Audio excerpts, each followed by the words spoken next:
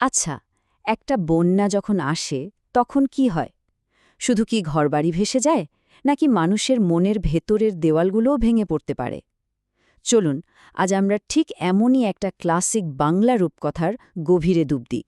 একটা গল্প যা আমাদের এই প্রশ্নটা নিয়ে ভাবতে বাধ্য করবে। আর মজার ব্যাপার কি জানেন, এই গল্পটা কিন্তু কোনো দারিদ্র্যর বর্ণনা দিয়ে শুরু হয় না। শুরু হচ্ছে এক বিশাল প্রাসাদের ভেতর থেকে। আর সেখানে এক নায়িকার মনে এমন এক প্রশ্ন উঠছে যা তার গোটা জীবনের ভিড়টাকেই যেন নাড়িয়ে দিচ্ছে। তো গল্পটা এগোতেই আমাদের সামনে আসে দুই বোন। ভাগ্য বলুন বা পরিস্থিতি, তারা একে অপরের থেকে একদম আলাদা। ভাবুন তো, একই নদীর দুই পারে বাস, কিন্তু জীবনটা যেন দুটো ভিন্ন পৃথিবী। এই যে দেখুন, একদিকে লক্ষ্মী, যে কিনা গরিব গ্রামে থেকে রোজগার লড়াইটা লড়ছে, আর অন্যদিকে মালতী, বিশাল বাড়িতে ঐশ্বর্যের মধ্যে থেকেও সে যেন এক সোনালি খাঁচার পাখি। তার ভেতরে এক অদ্ভুত শূন্যতা। এটাই কিন্তু গল্পের আসল সংঘাত। জমিদারের চোখে, মানে মালতীর বাবার চোখে, গরিবরা অলস, তারা নিজেদের ভাগ্যের জন্য নিজেরাই দায়ী। আর গ্রামাসীদের কাছে, তাদের কাছে এটা টিকে থাকার লড়াই, যেখানে একে অপরকে ছাড়া কোনো গতি নেই। আর ঠিক এই সময়েই গল্পে একটা বিরাট মোড় আসে। প্রকৃতি যেন নিজেই একটা চরিত্র হয়ে ওঠে, এক ভয়ঙ্কর বন্যা, যা এই দুই দুনিয়া আর তাদের বিশ্বাসকে এক কঠিন পরীক্ষার সামনে দাঁড় করিয়ে দেয়। আর সেই বন্যা, সে কি ভয়ঙ্কর! ফসল শেষ, ঘরবাড়ি ভেসে গেছে, ওষুধপত্র কিছু নেই, এমনকি ছেলেবেলার স্মৃতি, ওই যে একটা ছোট্ট পুতুল, সেটাও হারিয়ে গেছে। মানে গ্রামবাসীদের কাছে আর কিছুই বাকি রইল না। মানুষের এই ভয়ঙ্কর কষ্টের সময় জমিদারের কি প্রতিক্রিয়া ছিল জানেন? বিশ্বাস করতেও কষ্ট হয়। তিনি ভাবছেন, বাহ, প্রকৃতি নিজেই তো জায়গাটা পরিষ্কার করে দিচ্ছে। ওই নিচু জমিতে ওদের থাকারই দরকার ছিল না। কি নির্মম, তাই না? কিন্তু অন্ধকারের মধ্যেও তো আলোর রেখা থাকে, তাই না? গ্রামের ভেতর থেকেই উঠে আসে আরেকটা ভাবনা, আরেকটা দর্শন। আর তার প্রতীক হয়ে দাঁড়ায় গোপাল। সে লক্ষ্মীকে সাহায্য করতে এগিয়ে আসে, কারণ সে ভোলেনি একসময় লক্ষ্মীর পরিবারও তার পাশে দাঁড়িয়েছিল।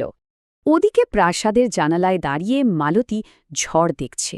কিন্তু ওই বৃষ্টি, ওটা যেন শুধু নদীর পাড় ভাঙছে না, ভাঙছে মালতীর ভুলে যাওয়া অতীতের দেয়ালগুলোও। প্রথমে কিছু অদ্ভুত স্বপ্ন, একটা মাটির ঘর, একটা কাঠের পুতুল, যেন কেউ বোন বলে ডাকছে। তারপর সে তার স্বামীকে জিজ্ঞেস করে, তার কি কোনো হারানো বোন থাকতে পারে? আর তখনই বেরিয়ে আসে সেই লুকানো সত্যিটা। হ্যাঁ, তার বাবা তাকে ছোটবেলায় ওই বন্যাভাসী গ্রাম থেকেই নিয়ে এসেছিলেন। ব্যাস, মালতী ঠিক করে ফেলে তাকে তার পরিবারকে খুঁজে বের করতেই হবে। ভাবুন তো একবার, ছেলেবেলার একটা ছোট্ট পুতুল, সেটা কি পারে একটা গোটা জীবনের বিচ্ছেদকে মুছে দিতে? গল্পের সবচেয়ে আবেগের মুহূর্তটা কিন্তু এই একটা প্রশ্নের উপরেই দাঁড়িয়ে আছে। আর তারপর আসে সেই মুহূর্তটা, যখন মালতী লক্ষ্মীর সামনে দাঁড়িয়ে বলে, আমি তোর বোন, আমি মালতী, দেখ, এটা আমাদের পুতুল ছিল। একটা ছোট্ট পুতুল, একটা সাধারণ স্মৃতি, আর তাতেই দুই দুনিয়ার মাঝখানে দেয়ালটা ভেঙে গেল। লক্ষ্মীর উত্তরটা শুনুন, মালতী, আমার মালতী, আমি তো ভেবেছিলাম তুই একটা স্বপ্ন।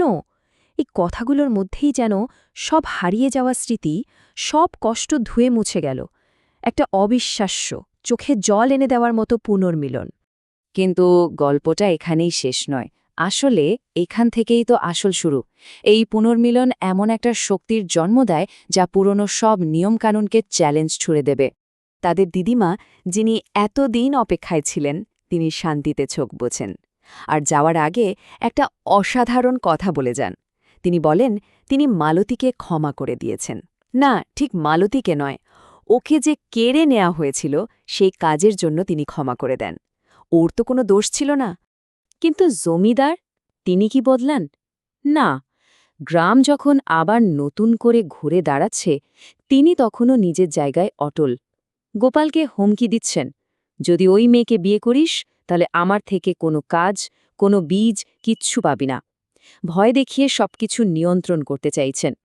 তো প্রশ্নটা এখন এটাই, দুই বোলের এই নতুন বন্ধন, গ্রামের এই একতা, পুরানো নিষ্ঠুর ব্যবস্থার এই চাপের মুখে কি টিকে থাকতে পারবে?